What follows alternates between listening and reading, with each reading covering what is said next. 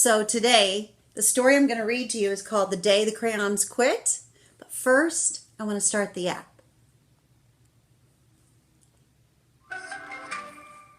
The Day the Crayons Quit by Drew DeWalt.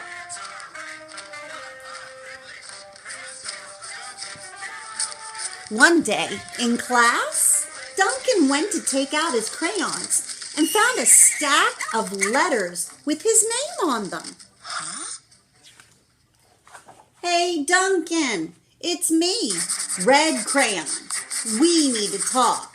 You make me work harder than any of your other crayons. All year long, I wear myself out coloring fire engines, apples, strawberries, and everything else that's red. I even work on holidays. I have to color all the Santas at Christmas and all the hearts on Valentine's Day. I need a rest. Your overworked friend, Red Crayon. Dear Duncan, all right, listen.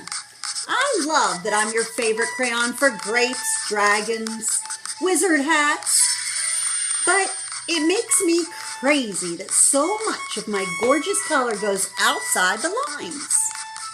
If you don't start coloring inside the lines soon, I'm going to completely lose it. Your very neat friend, Purple Crayon. Dear Duncan, I'm tired of being called light brown or dark tan because I am neither. I am beige and I am proud. I'm also tired of being second place to Mr. Brown Crayon. It's not fair that Mr. Brown gets all the bears, the ponies, and puppies, while the only things I get are turkey dinners, if I'm lucky. And wheat, let's be honest, when was the last time you saw a kid excited about coloring wheat? Your beige friend, Beige Crayon. Duncan, Gray Crayon here. You're killing me. I know you love elephants, and I know that elephants are gray, but that's a lot of space to color all by myself. And don't even get me started on your rhinos, hippos, and humpback whales. You know how tired I am after handling one of those things? Such big animals. Baby penguins are gray, you know. So are very tiny rocks and pebbles. How about one of those once in a while to give me a break? Your very tired friend, Gray Crayon.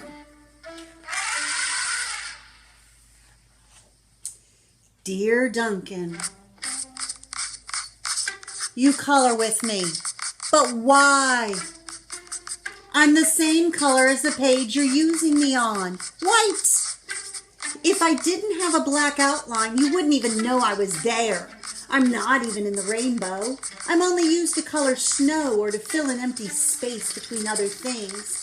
And it leaves me feeling, well, empty. We need to talk. Your empty friend, White Crayon. Hi, Duncan. I hate being used to draw the outline of things that are colored in by other colors, all of which think they're brighter than me. It's not fair when you use me to draw a nice beach ball and then fill in the colors of the ball with all the other crayons. How about a black beach ball sometime? Is that too much to ask? Your friend, Black Crayon. Dear Duncan, as Green Crayon, I'm writing for two reasons. One is to say that I like my workloads of crocodiles, trees, dinosaurs, and frogs. I have no problems and wish to congratulate you on a very successful coloring things green career so far. The second reason I write is for my friends Yellow Crayon and Orange Crayon who are no longer speaking to each other.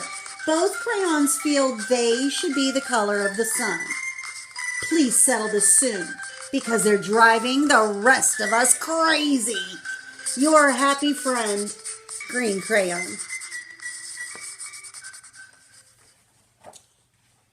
Dear Duncan, Yellow Crayon here.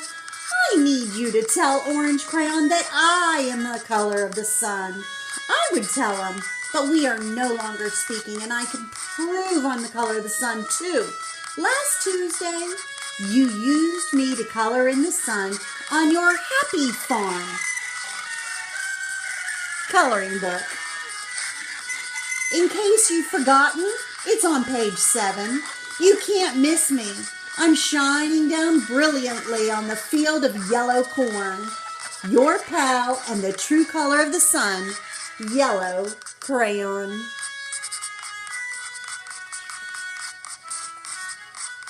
Dear Duncan, I see Yellow Crayon already talked to you, the big whiner. Anyway, could you please tell Mr. Tattletale that he is not the color of the sun? I would, but we're no longer speaking. We both know I am clearly the color of the sun because on Thursday, you used me to color the sun on both the Monkey Island and Meet the Zookeeper pages in your Day at the Zoo coloring book. Aren't you glad I'm here? Your pal and the real color of the sun, Orange Crayon. Dear Duncan, it has been great being your favorite color this past year, and the year before, and the year before that. I've really enjoyed all those oceans, lakes, rivers, raindrops, and rain clouds, and clear skies. But the bad news is that I am so short and stubby, I can't even see over the railing in the crayon box anymore. I need a break. Your very stubby friend, Blue Crayon.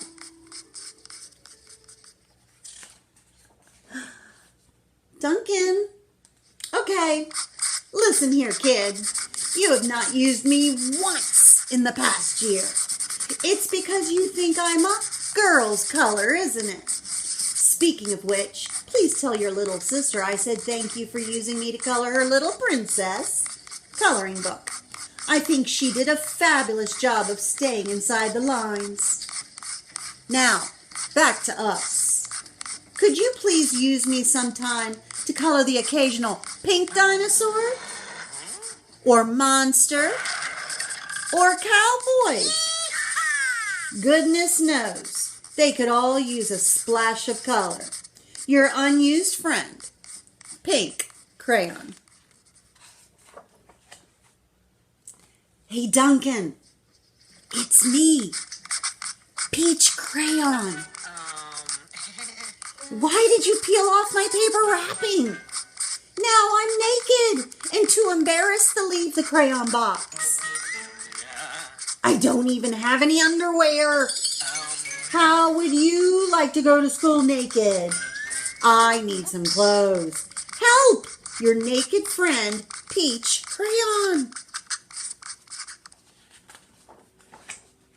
Well, poor Duncan just wanted to color. And of course, he wanted his crayons to be happy. And that gave him an idea. When Duncan showed his teacher his new picture, she gave him an A for coloring.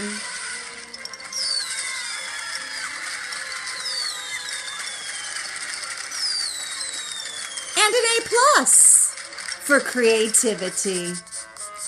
The end.